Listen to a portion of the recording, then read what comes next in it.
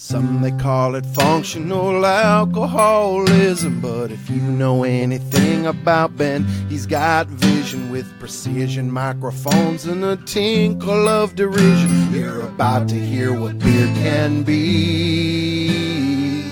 It's time for Barley and Me.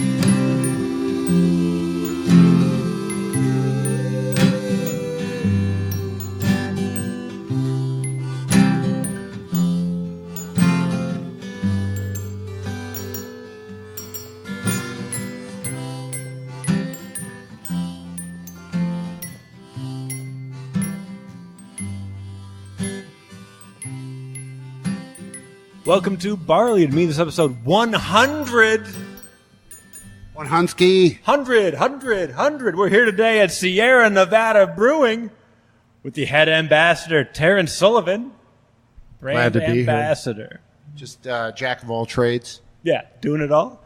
And then very special guest, a few ties to Sierra Nevada. Also with the California Hall of Fame as one of the founders of the craft beer industry.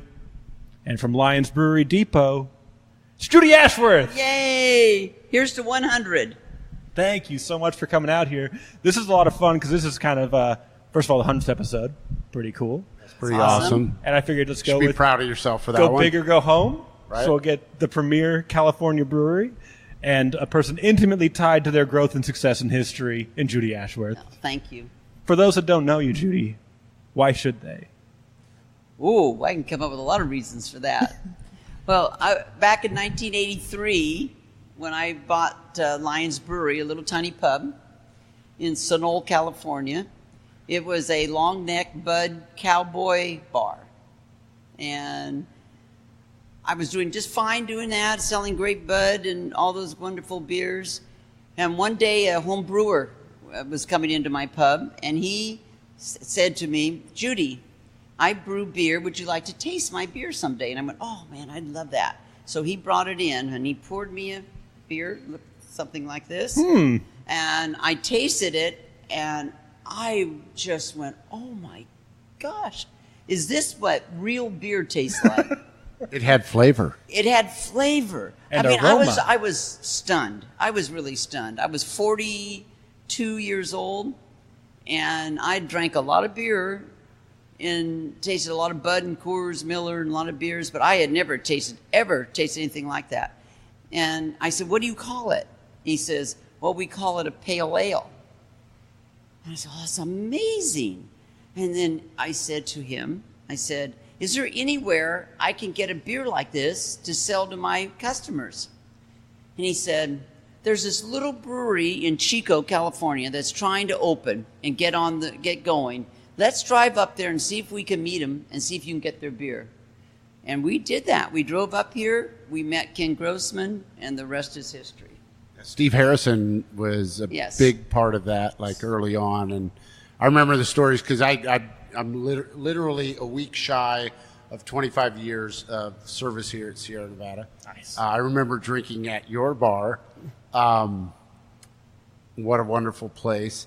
But I remember Steve just saying how much you meant to craft beer in the day, and really like your establishment and only maybe a handful of them in the entire Northern California that devoted to full flavored ales. And I know deep down inside we owe a lot to what you introduced to a lot of people back Well, in the I day. couldn't have done it without Steve Harrison's help. He totally took me under his wing and taught me so much about the brewing process. Between him and Bob Hufford, by the way, was the name of the home brewer that brought in that beer, and he is a national homebrew champion.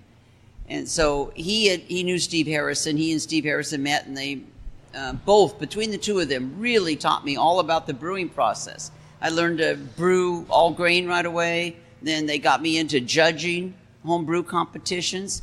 But Steve Harrison really took great care of me. I miss him so much. I know he's looking down at us right now today. With a big smile on his face. Yeah, oh, yes. Wearing his short shorts. Yes. That was one of the things I liked about Steve Harrison. That was back in the day. Like most people don't know that guys used to wear short shorts. Yeah. You know, so that was the hip look back then. The basketball players all wore short shorts. Yes, that's right. That's Yep. right. John Stockton shorts. Well, for those- and you know, it's funny you bring up homebrewing because that was like, I mean, that's how Ken got started. That's right. Was literally homebrewing, and we owe a lot of our success early on to homebrewing, and we still to this day really support the homebrew community. We host the local Chico Homebrew Club comes in here. They have their meetings here. And we're always a part of that. And we realize that that's where our roots came from. And that's where a lot of people, you know, back in the day learned about great flavorful ales. That's right. That's excellent. Plus, you got the beer camp. Beer camp, yes. And we actually put beer camp on a little bit of a hiatus because of the fires that we had up in Paradise recently, just because of the, you know, community was so impacted, and we didn't want to bring a bunch of people from out of state staying in hotels. Yeah, where things of that they're needed nature. for other things. But beer camp is definitely a real fun thing for us. We get homebrewers that come in, we get retail accounts, teach them about what Sierra Nevada is about and what you know, what we do here. That's awesome, because that sounds like the beginning when I did it. When I started serving craft beer in 1983, Sierra Nevada was one of my very first. Anchor Steam, I got Anchor Steam in. And then the little breweries, as I was judging home brew competitions, the brewers would say to me, Judy, if we ever get a brewery, you can have our beer on draft. And that's literally how I started switching from national brand beers to craft beers. Back then we called them microbrewed beers. Right, and earlier actually you were talking about how your what was it, your because you had Budweiser on tap. Yes. And then you had your what did you Bud call Dry. it? Oh, I had a farewell to Bud party. To Bud, yeah. So it was the last day you served beer. June 1986. And at that time, let's see, in 1986, I think we had 16 or 17 breweries in California. Right. And so I did a farewell, and I took my last 15.5 gallon keg, and I served it for 5 cents a pint. Nice. And when it was empty, we walked outside the back of my pub, which was right on a railroad track, and it was a commercial railroad track. And when the train came through, real slow through town, we threw that empty keg onto an open car. Nice. And that was our symbolism of sending it back to St. Louis. Give it a bon voyage. Yes. And that was the last day I ever served or sold any national brand beer at my pub. And it wasn't because I didn't like their beers or didn't want their beers. I chose to serve a different style of beer. And I wanted my customers to learn to taste these incredible back then it was pale ale, porter, stout, alt from St. Stan's, but not too many styles back then. So literally people thought you lost your marbles. Oh yes. But you were well ahead of your time. Yes. Right? They told me I'd be out of business in 6 months, that I couldn't serve beer in a pub without selling Budweiser. Oh gosh, I said, that well, is funny. I said, I'm a business person, so if it doesn't work, I'll bring Bud back in. But this is what I choose to do, and I never, ever had to bring Bud or Coors, Miller, anything back into my pub. Now, okay, so, man, I don't know if you know this story, but I remember hearing a story of you were one of the first people that actually built a side cooler so that you could serve Guinness at the proper serving temperature. That was right. That was after my pub in Sunol burned down, and I had to reopen in Dublin.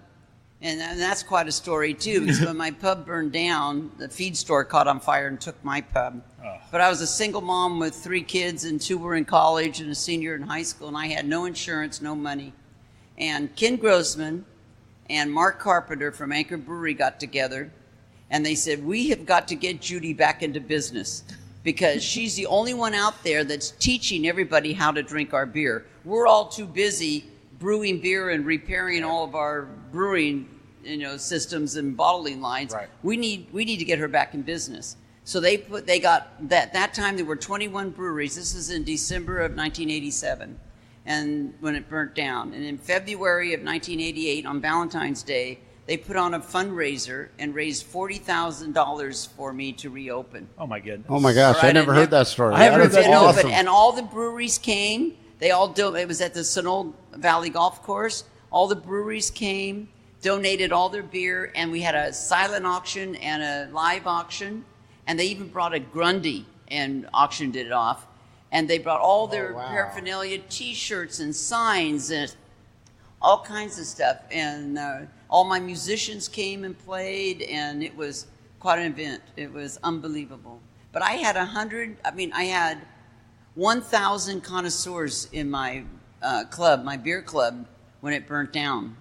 Oh my goodness! Wow. So, and that is in December of 1987. Yeah, and for a lot of people, like, craft beer kicked off in '89, and you're like, no, I kicked Bud out in '86. Yes. Right. Even though like the real revolution was '89, you're like, I'm way ahead of that curve. There was a lot going on before '89. Yeah, exactly. Yeah, there was. Yes, and it was revolutionary. Yes, right. And so was Ken Grossman. So revolutionary. What an honor to have met him, and been. It's always such an honor to carry his beer on draft all the time. That is awesome. Yeah. You're teaching me a little bit of the history of brewing in California and craft beer. Yes. And they still have that camaraderie. Yeah. All the brewers still have that. 40 years later. Well, so what struck me as something that you just said was all the brewers were well too busy to you didn't go and visit accounts. That's exactly right. You did, but you had to sell it in, and it's like those days. I think people, like, one of the things I like to tell today's generation that is getting into craft beer is it was such a different landscape back then. Oh, yeah. Because you couldn't go out and buy a brewery to start a brewery in downtown Sacramento you had to actually build it from scrap material. From dairy equipment. That was, there was no brewing equipment that you could purchase right. at that small a scale. Like, literally, this brew house we're sitting in came out of Germany, and this is, literally kind of one of their smaller units. It's a 100-barrel system, right. 3,000 gallons. They made them a little bit smaller than this, but not much smaller than this. And you couldn't buy them in the U.S. for sure. No. Yeah. No. So everything was handmade and hand done. Yes. And all the way to our retail accounts. When Ken Grossman was hand making his bottling line and everything he was doing, and they were doing the same thing at Anchor Brewery and out at St. Stan's and Santa Cruz, all of them were doing it. Mendocino Brewing Company. I was pretty much doing the same thing at my pub. Right. I was serving Guinness at cellar temperature. My old cowboys would come in and go, "What is that? Why am I drinking warm beer?" And I'd have to explain it all to them. Well, it's kind of like what I say to Ken. Same as you. You were a bartender. You were an electrician. You were a plumber.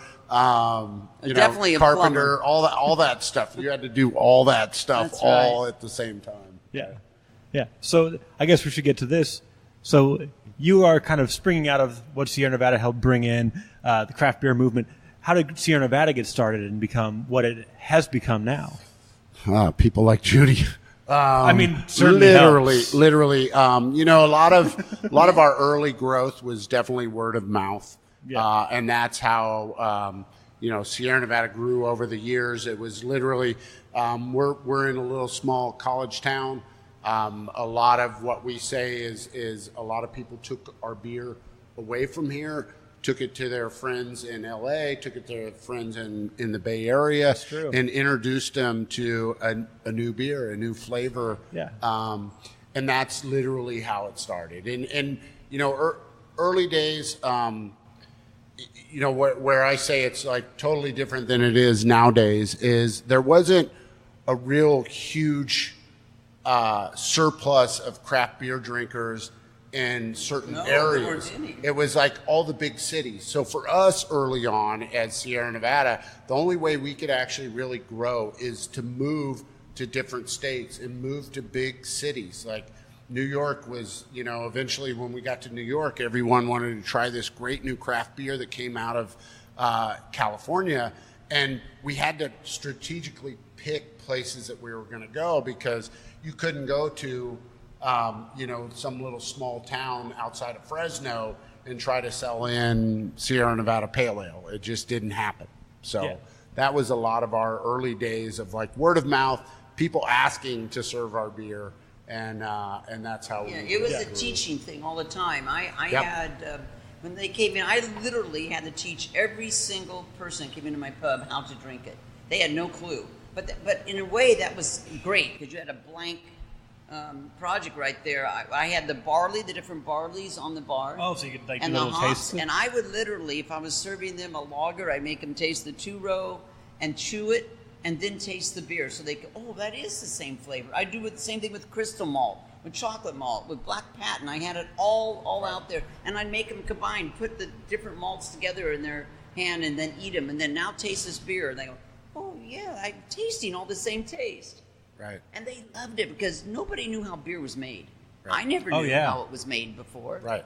And then once you give them that knowledge, they just love it because then they turn around and they share that with their friends. And I would walk in, I'd be back behind the bar working, and I'd see some big burly construction worker down there having guys taste all these barleys and tasting them, and he was just felt so puffed up with this knowledge of knowing it. But not quite. But it was great. So that was literally like Sierra Nevada was all, and same thing, like educational. So we had to go out and really kind of explain what hops are to people, I'd imagine. Yeah, you had to teach them everything. Yeah, and it was a lot of work. Paid off for us, obviously. Now we're in a totally different world. Nowadays, we really, like for us as Sierra Nevada, we're kind of old school. We're a lot of times we're actually You're considered the old school. dad's beer. I keep telling right. It's so crazy. Right. That's your dad's beer. And I keep telling people, like, wait until we're grandpa's beer because then we'll be cool again. Yeah, right. Right. Like Pabst. Right. Yeah. Exactly. But that we have to reconnect. I mean, one of the things we just found out recently is like one of our new big beers is Hazy Little Thing. Yeah, that's right. Right. Doing great. It's doing fabulous. But what we found is 60% of the people that actually drink hazy have never tried a Sierra Nevada before in their life. Yes, I absolutely that's agree. their first beer they've tried. And I've given talks at beer conferences and things, and one of the things I talk to the brewers out there is there's always somebody out there to this very day today that has never had a craft beer. Yeah. You have an audience all the time. It is a teaching thing every day, all day. Right, and it still blows my mind, but I realize it because, like, a lot of times we kind of talk about it here of where we kind of brew with blinders on, because we pretty much think like we're going over to the pub every single day when we're done with work and we're having our beer and we're drinking our beer and not really realizing like, okay, better get this out is there. Chico, world's this is changing. Chico. Yeah. It's not the rest of the world. Yeah, that's right. You know what? Let's take this fight outside about what beer is now versus what it was then. Sweet. All right, let's get outside. Sounds good. Cheers.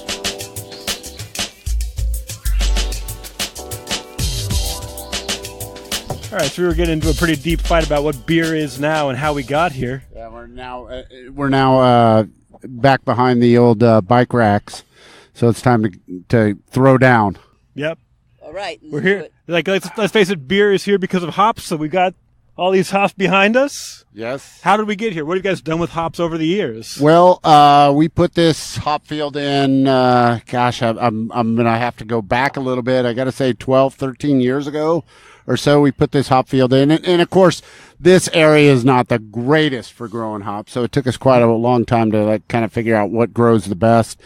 We actually have a little farm off from here, about 5 minutes away from here, that is close to a little stream, and it's a little cooler, and it actually helps a little bit because it gets really hot in Chico. You must have to have a lot of water for them. A lot of water for them, and our other farm is literally close to the Sacramento River, so we get a little bit of water that we can use there. But it's definitely a challenge around here. But we also use it. We use it for the beer we're actually drinking right now, which is the Farmhouse Estate Ale, and this is actually a beer that we make with grain that we grow, and we actually have it malted by Admiral Malting down there in Alameda. So they actually malt. Doing great things. That's awesome. So they malt all the grain for us. We have the hops that are local. We actually used we took some wort out to one of the peach farms around town, just south of town, and we actually did a spontaneous fermentation with it, and then aged it in organic barrels. So this is our only 100% organic beer that we make. We also do make a IPA that we serve in our pub, but that's very limited release. And this is limited as well, but it's just something kind of really fun that really speaks to Chico and Butte County. And yeah, and I love that the estate's always different every year. Kind of like what is the world providing you right now to drink? Yep. Yeah. And that's, Judy could probably definitely agree with this. Is like farmers and farming is what brings us beer, food, life, and love. That's right? That's Truly. right. We owe everything to our farmers. I grew up on a dairy farm, and I look back at that now. We homogenize and pasteurize our own milk and bottle it, and I'm thinking, wow, we could have had a brewery. I should have talked Dad into that, but I was only 5, so it didn't work. Well, And brewing wasn't really a thing at the time. No, yeah. it is now. It is now. But yeah, so as far as like Sierra Nevada innovating what beer is by producing that pale ale and then always recreating what's going to be next, we've got, the Torpedo design, the Hop Hunter with the hop oil extract. Yes. Very interesting. The estate, obviously, like what you can get locally grown, like in your own backyard. Right. So many things. And then you've got The hop back. Yeah. Early days, Ken, was one of probably the first brewers around that was using hopbacks and using hops aggressively. Yes. Nowadays we do have hazy little thing. We did jump on a little bit of a bandwagon of our East Coast brethren that started creating hazy beers, but I think this is one of the first hazies that was distributed nationwide. And it's one of my new favorite beers. I think Judy and I were kind of chatting a little bit about hazy beers, and it's amazing because I find myself early on when they first came out, and I'm a traditional brewer, and that's what I was trained on. And when you saw a hazy beer, if it wasn't a Hefeweizen, you kind of turn the other way, right? And when we were first judging, we go, oops, something's wrong with that one. Yeah, right. and nowadays, just that yeast character holds so much of the hop flavor. It's just really, it's got a little sweetness. So I look at myself of 3 years ago, if I opened up that beer and our hazy little thing and looked at it, I would pass it up. Nowadays I'm inclined to try it, and cause they are so flavorful, and they're very, I think, welcoming to a new palate and a new drinker. That's right. And can I interject something here? Absolutely. When I received my Founders Award at the California State Fair, one of the things, I was talking to all the brewers, and one of the things I said to them is, I know there's a lot of purists out there, I can name a few, that will never brew a hazy beer, right? Because they're a purist. Well, I understand that very well, but let me tell you something. What I'm most impressed about brewers is how innovative they are. They're like the Michelin chef of brewing. And the whole thing about brewing is coming up with new recipes. And that's what energizes brewers. They want to do that. They want to come up with new things. And let me tell you what, back in the day when I first started, thanks to Sierra Nevada, pale ale, porter, and stout.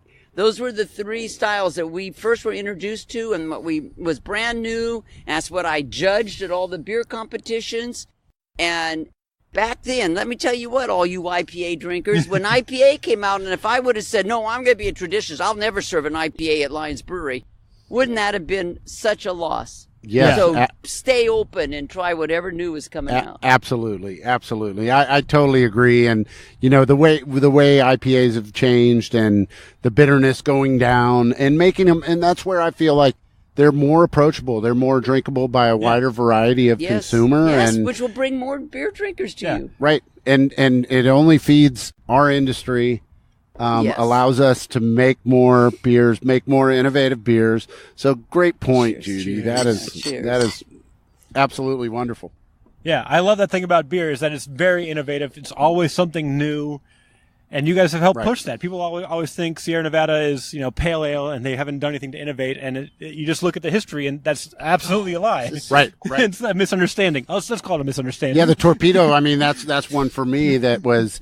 I started here in '94, and we started making Torpedo. Well, we distributed it nationally about 10 years ago. This year will be 10-year anniversary of the release of Torpedo, but we started working on that early on, and that was one of the fun things of my early part of my career. That's right. It made me really proud of, like, kind of literally something that went from a napkin in our tap room that Ken had drawn on a piece of paper to, okay, let's just try to do this. And of course we tell the story, it failed miserably the first year of, like, trying to actually get a amount of beer pushed through a bed of hops back into the same tank. We just couldn't get it to work. And then we just kept plugging away. And as Ken has always said, where there's a will, there's a way. And I'm going to give you guys the resources you need to make something happen. Awesome. And that's kind of nose to the grindstone until we get it going. Back in the day, you did it with Celebration Ale. I'll never forget the release of Celebration Ale. Okay. So Judy, I did a little interview with Ken just recently, and he was saying that no, we didn't use Celebration recipe, and of course I dug up an old recipe and I showed him that actually the first versions were a type of celebration, so that we knew if it was working right, whether it would taste kind of like Celebration Ale. And then, of course, when we came out with Torpedo as a brand, we changed the recipe at that point. Right. But the early versions of it was us trying to mimic Celebration Ale to develop the Torpedo process. So Right. Yeah. 'Cause you would know that taste anywhere. So you're like, what will it be as we push more through it? How's it changed? We'll know it changed. Right. And we'll know what this process is actually doing for our beer. Yep. Nice. Yep. And that's actually one of my funnest parts of my job, is actually knowing our brands and knowing what to expect. Whether it was back in those days with Celebration Ale, or even today with every single pale ale that we're trying, knowing that what it's supposed to taste like and what the flavor profile is supposed to be like. So yeah, That's great. Yeah. All right, guys. I think we're getting a little bit hot here. Yes, it's warm. It's Chico. So it's April in Chico, and it's 90 degrees today. Can we toast to the hop fields? Oh, for sure. Yes, absolutely. With the estate beer, it's amazing. Yes. Gosh, tastes wonderful. Cheers, Oh, so good. everybody. Take it inside. Cool down.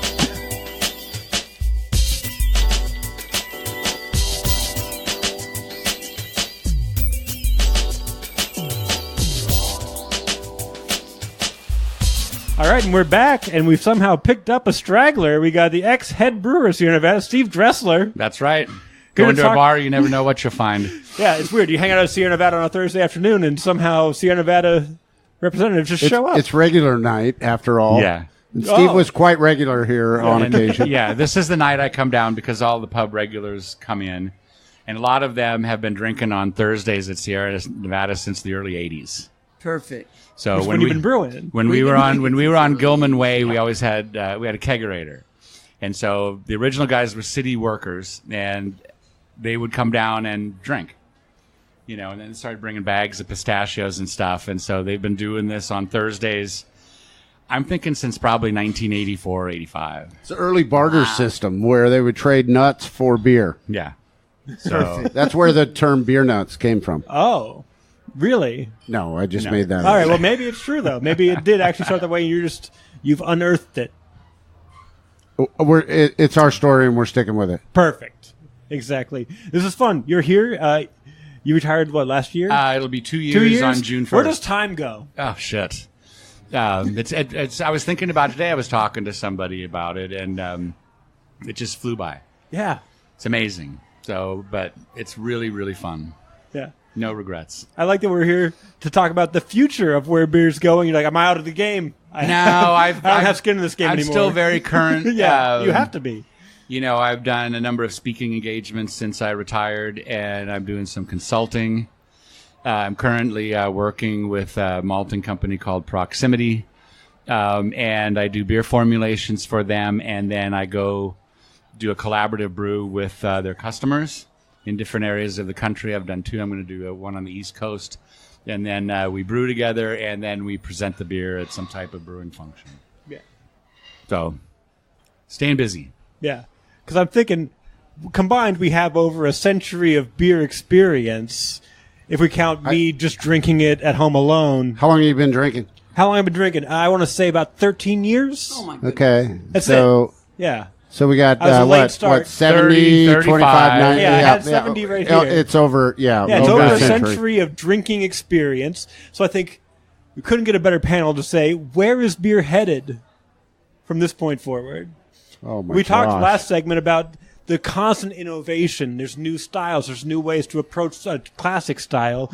What's next? What's on the horizon? Go ahead, Judy. I don't know if it's so much what's next. I think it's still the basic. I think what's still happening, in my experience of watching it, is it's still the experience of the styles of the beer that the brewers are doing. They're very innovative. The new hazies and everything is fine, and it's a wonderful beer. But what I love are the classics, the Always. lagers, the pale bocks, pilsners, the real pale ales. Some nice saisons, some nice Belgian Beautiful beers. saisons. Yeah. And so I don't know if it's so much about the future. I think what we're bringing in, that they all are, these wonderful breweries are still bringing in, are all these new people that have learned to drink all these beers now and enjoying them. They're ready to try all the classic styles of beer. Don't you think that? Yeah. I totally agree. And, you've got all this new generation, very young brewing group. And like you said, they've been drinking this beer their entire lives, their drinking lives. For my experiences, I meet them and talk to them. They're much better educated because they have better opportunities for that than we did back in the 80s. Oh, yes. They have phenomenally better equipment. I think overall they're making just overall better beer. Yep. But they do, there's so many spins. But I agree with Judy. It's those classic styles that they take and they put their own spin on them. And then you have so many new tools to play with the different varieties of hops and all the specialty malts. And so you can really fine tune an IPA or a Pilsner or whatever style. And really make it your own because you can put a little bit of a twist on it with the raw materials that you can get. Back in the day we had Cascade or you had Cascade. Oh, Cascade, that's right. so, that's right. But that was yeah. very exciting back in my day. That was very exciting. That had flavor. Oh, that was amazing. Well, and I think too is like the one thing I hope is that it remains the same. If That's what going I'm to a pub and enjoying a pint of beer with friends, with family, and really what I think what it's all about is like, sure, we have great beers and we get to enjoy the beers, but we get to enjoy the company around us too, and not turn into. I mean, I love the social aspect of like the Untaps and all the other stuff of rating beers and things like that. But I hope we never lose sight of it's all about us having fun, us enjoying a cold beer, a cold beverage, and friendship. And cold-hearted company. Yes. Well, yeah. Warm-hearted we company? could I'm sling some sorry. shit at each other on Warm-hearted occasion. company is what I meant the whole time. Right.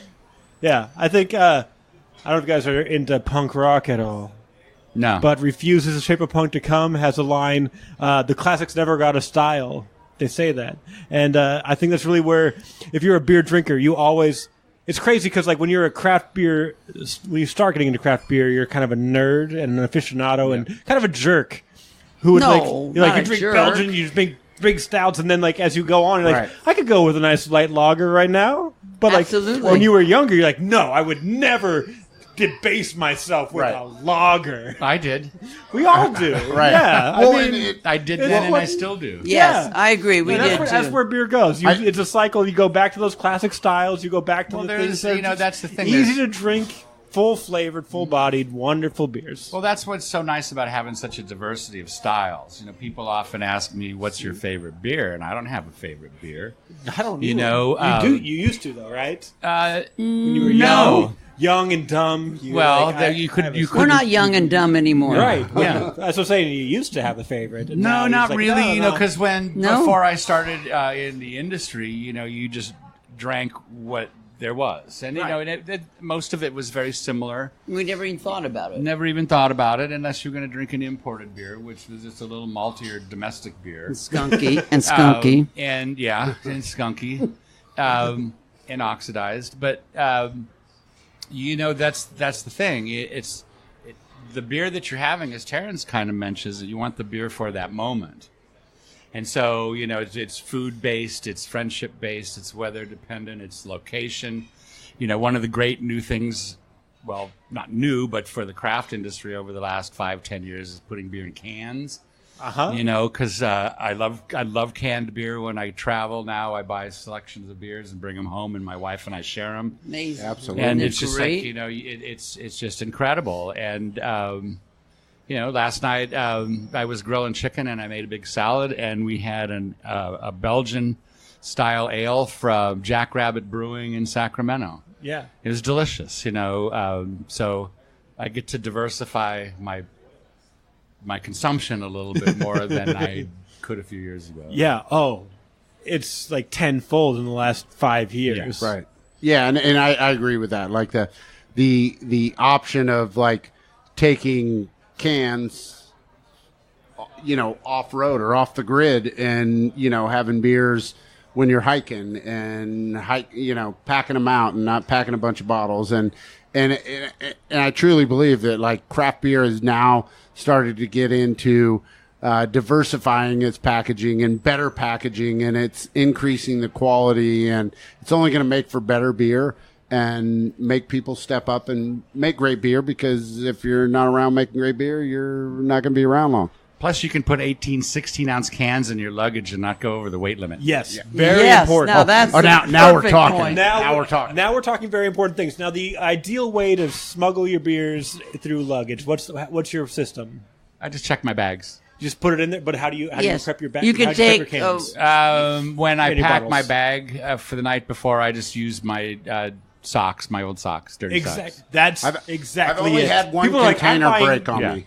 I've Only had one them, yeah. container, and it you was can moonshine. Put, you in can a put 3 12-ounce mason cans. jar. Oh next to no, our I'm so sock. sorry. Well, that's very important. I always just do one sock per can or Oh bottle. no! Then you just no. Then you He's This just is all a about very economy of intelligent scale. thing you going just on lay right them now. out, Yeah. You do not want beer in my socks. You It's do not fine. want to. If No, they're in a I don't can, want your what's the big socks in deal? my beer. Yeah, that's true. That too. I'm glad we're all professionals. There's people who go buy like plastic wrap to ship things home. Like, you You know- have clothes that are dirty. They can get more dirty if something happens, and Right. it won't. But odds are it'll be fine. But I have on the off thrown chance, away you're already gonna clothing wash to those. put beer in my luggage. See, I've given away beer at the line. I was like, "Ooh, I'm 2 pounds over. Does anybody want a can of beer? We can go outside." Like, we got There's always one two one cans to person go. back We there got 2 that'll cans take I gotta it. get rid of. I guess For there's sure. maybe 3 cans. If I was Anyway, in line, I I've would done take it. one. Yep, that's right. That's the future of beer, is traveling with it in the airlines. But Surely. the future beer. I'm sitting here right now, looking out over the patio at Sierra Nevada, and I am looking at the same people I looked at back in the '80s. Yeah. that were sitting down, excited about tasting some new beers, and they're all sitting around. Look at them. They're all enjoying themselves. They're great conversation, and they're enjoying the taste, quality taste of real malt. And it's multi-generational. Oh, yeah. yes, you know. yes, always multi-generation. Yeah, those are my neighbors over Which there. is really good because I'm getting pretty old, and I'm really happy to see Yeah, there's we're- still some of us out there. Like we mentioned earlier, we're just getting to that point where it's your dad's beer is Sierra Nevada Pale, and we're pushing, like you said earlier, to my grandpa's beer It is a cool. Sierra Nevada Pale. Yes. And Like that's if you're the so wild awesome. uncle's beer, then you're badass. Yeah. Right. It's all cyclical, and you can't predict right. what new iteration of an IPA is going to come out and be a hit. So predicting the future of beer is just like a new version of a thing we already have. Yeah, It's probably gonna be the thing. exactly. So if we had to speak on the future of beer and my personal, I would love to see it be a little bit more simple. To me, there's nothing better than an amazing Pilsner, like you said, a Yes. Saison, just kind of basic styles that are done to perfection. Yeah. Because there's nothing better than that, in That's my right. opinion. That's right. I don't fault anyone doing, hazy IPAs. I love them. It's what I drink now. Fruit in beers, that's fine. But when a true traditional style beer is made the way it should be made, there's nothing better than that. Yeah, you know what? Let me. Can I say something about the beer? Every time. Absolutely. Well, I'm sorry. I'm going to say it anyway. Absolutely, please. I'm the senior here. Yeah. Anyway, people have asked me for years, what's my favorite beer? For years, because I've been around for so long and I've judged so many beers over the years and everything. And you know what I've told them? And I've been saying this literally for 20 years. When somebody asks me, what's your favorite beer? I close my eyes and I think about it and I go, I hope it hasn't been brewed yet. Oh my God. Yes. That's a great answer. Oh, that is awesome. And stealing believe that me, one. I've heard and that I it's said worked in that my hand. I I've heard said that a million that 20 times. years ago, and look what's happening. I mean, if I hadn't said that, I'd have never tasted a hazy, or I'd have never tasted some of these fruit beers, or some of these great sours that Rare Barrel and some of these great breweries are doing, and the old fashioned I'm drinking right here from Sierra Nevada. You wouldn't have tasted some of these amazing beers. Yeah, because you don't know where it's going. And that's, like I said earlier, that's what brewers are all about. They're innovative. They're 5-star Michelin chefs is what brewers are. And they have no mental barriers. Yep. And they have the tools to do what Exactly. they want. Yeah. So I think it's wide open. I like your answer better than mine because I just tell people my favorite beer is like my favorite child. It's the one I'm not pissed at. Well, that's not a bad one either.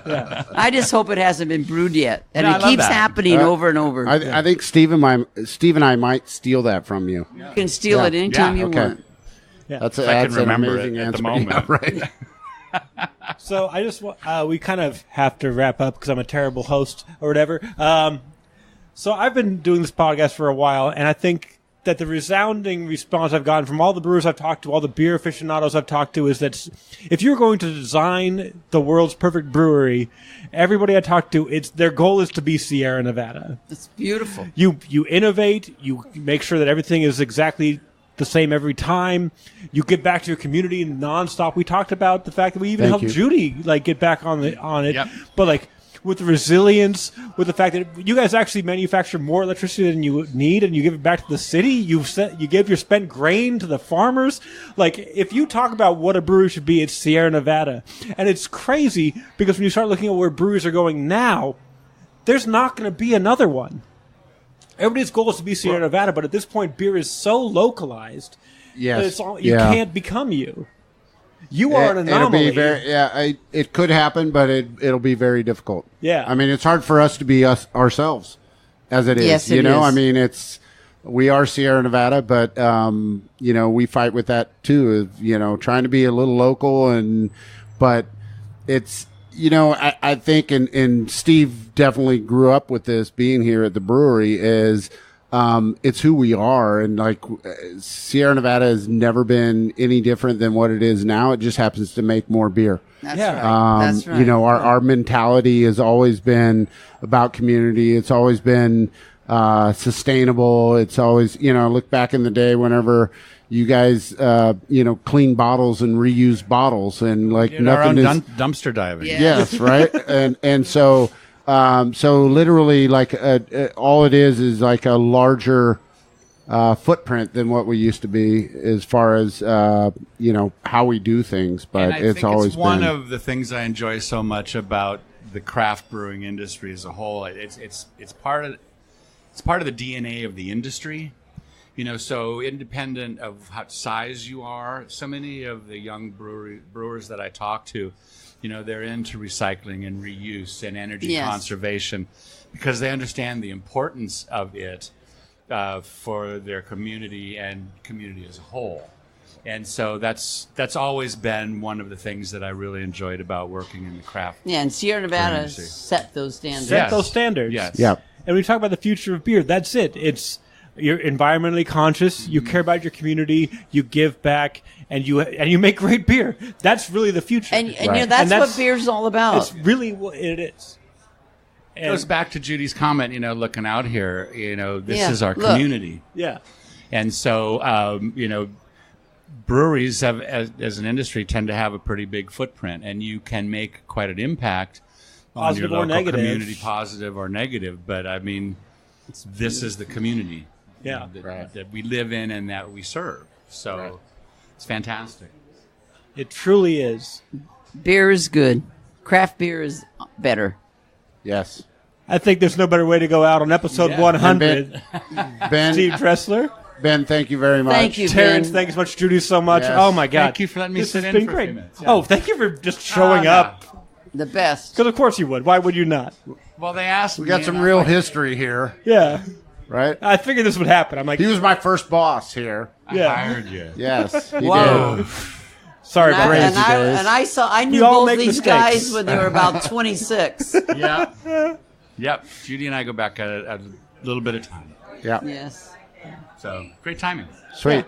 So this has been episode 100 of Barley. I mean, we made it a century. 100. About a little cheers. Cheers to Cheers that. to Ben Rice. 100 years. 100 shows. 100 beers. What are we doing? I'm 100 100 beers. shows, over 100 years worth of brewing experience here. That's Yeah, right. Exactly. Cheers. Steve Dressler, Judy Ashworth, Terence Sullivan, thank you so much. Thank you. And thank you so much for listening. Get home safe. Cheers.